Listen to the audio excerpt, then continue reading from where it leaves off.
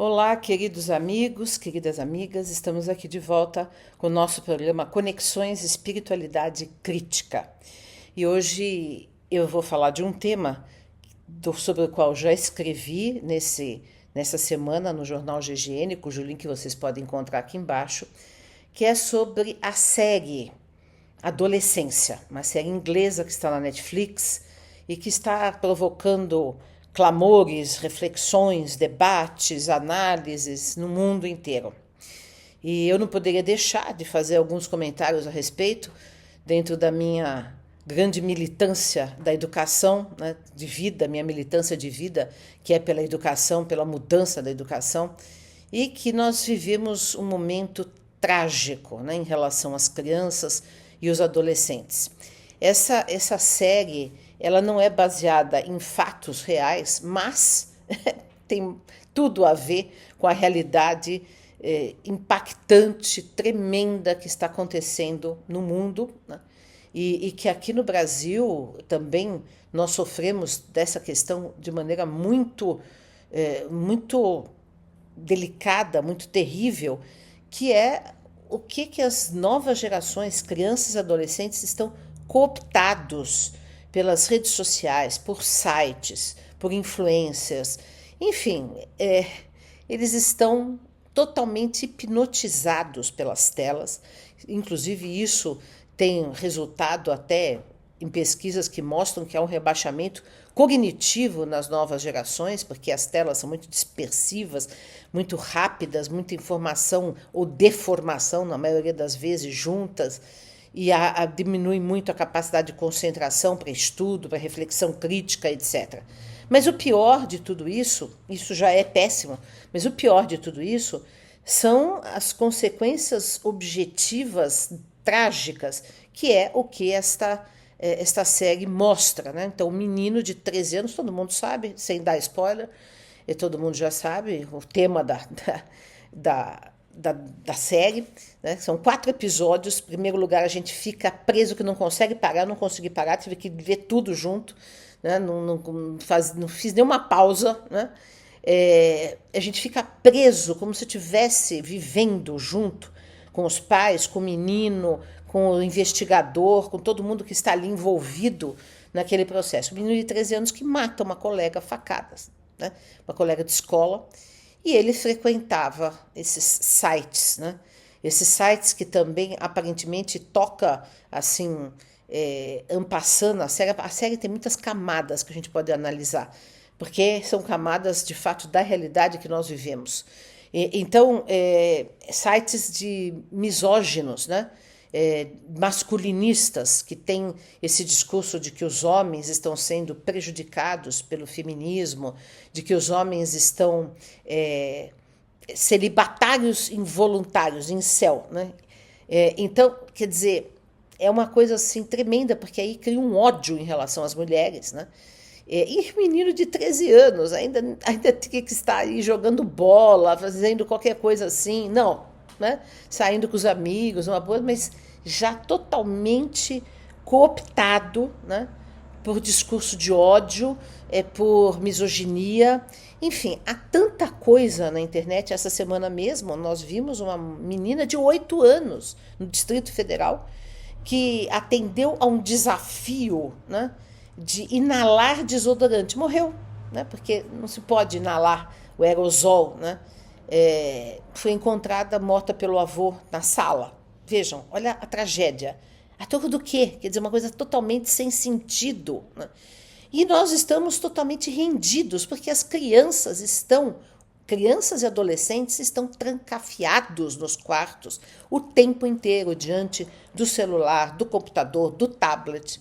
E os pais pensam, se iludem, que estão seguros, porque não estão na rua sujeitos ao assalto, à violência física. Só que não é dessa maneira, pelo contrário, eles estão muito sujeitos a todos os tipos de violência, né? A todos os tipos de incitação para suicídio, para automutilação, para assassinato, para homicídio, para massacres em massa, como já houve aqui, mesmo em São Paulo, né? Moços jovens adolescentes que entraram na escola matando todo mundo. No Brasil já houve, era só nos Estados Unidos isso, né?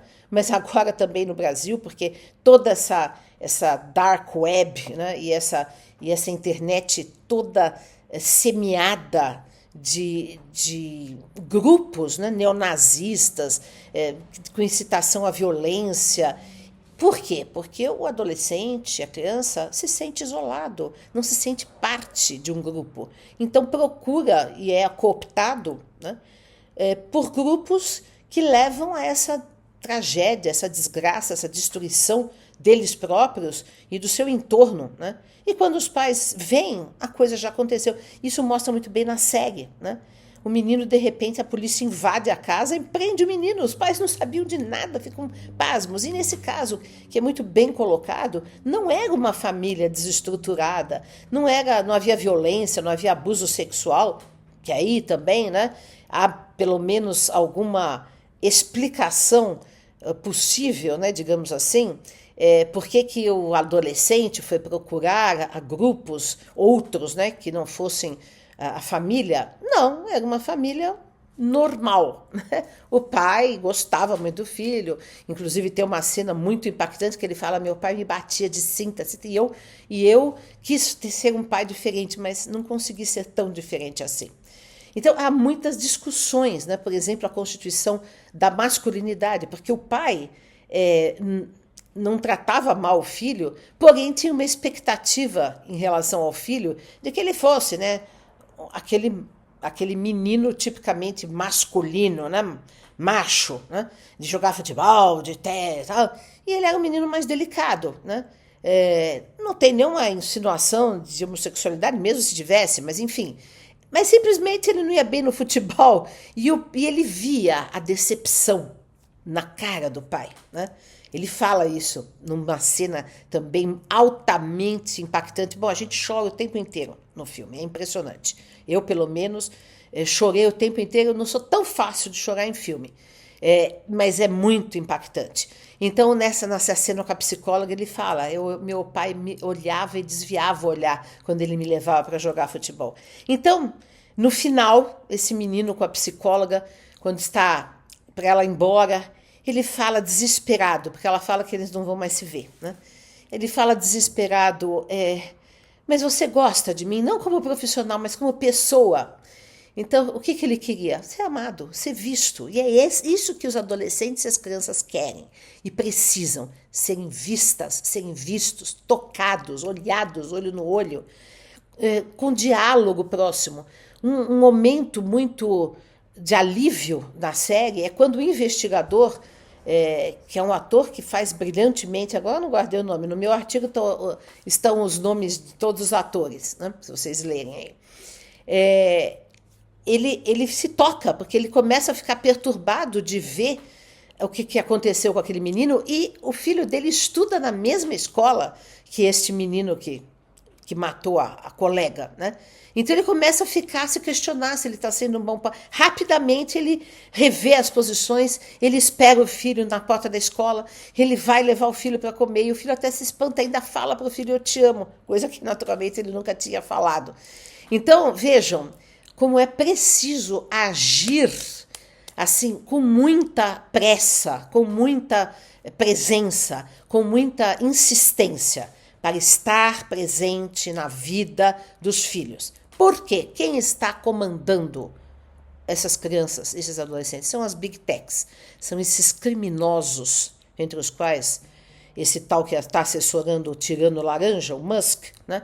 Zuckerberg e tantos outros, que só tem um interesse: aumentar o seu patrimônio, que já é trilhardário, que eles precisariam viver centenas de anos para gastar tudo que eles têm, e, no entanto, eles querem mais e não se importam, são psicopatas, não se importam que haja todo esse sangue que sai das redes sociais, dos sites, não se importam. né? Tanto que eles não querem regulamentação e a extrema-direita não quer regulamentação das redes, que é outra coisa que precisamos fazer, que é uma regulamentação, que isso seja vigiado, que não possa haver toda essa incitação ao ódio, ao nazismo. Mas essas pessoas são nazistas, então para eles é o certo acontecer tudo isso.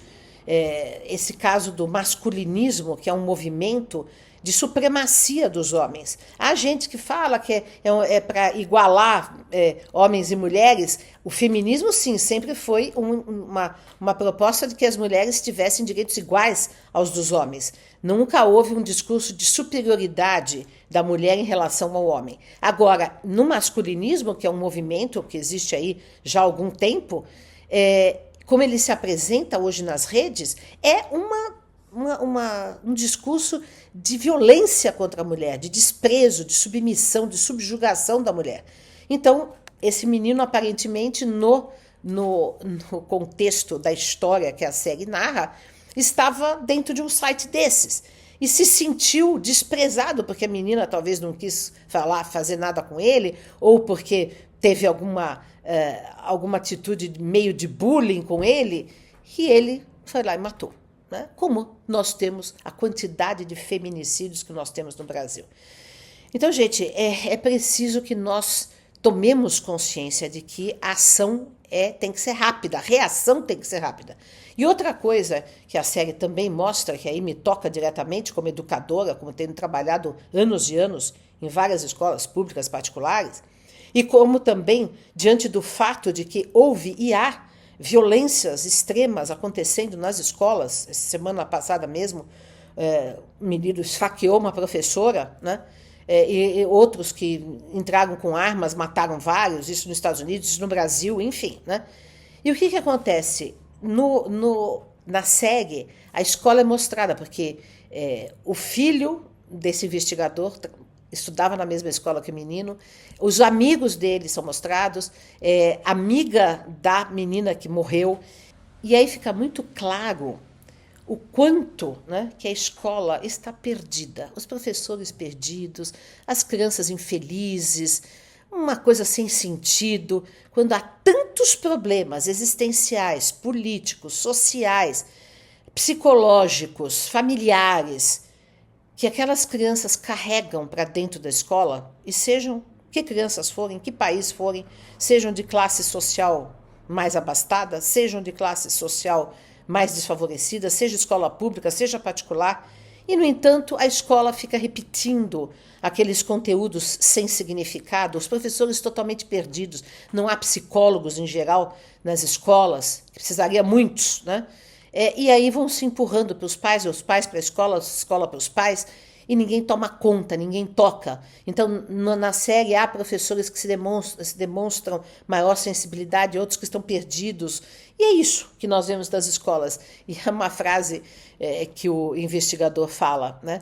A escola parece um curral. E é isso mesmo. Então, precisamos mudar a escola urgentemente, coisa que eu tenho militado por isso há anos. Quer dizer, desde Comênios, no século XVII, ele propunha uma escola diferente, lúdica, participativa, autônoma, enfim, né? E até hoje nós estamos nessa escola mecanicista, baseada na obediência, na exclusão.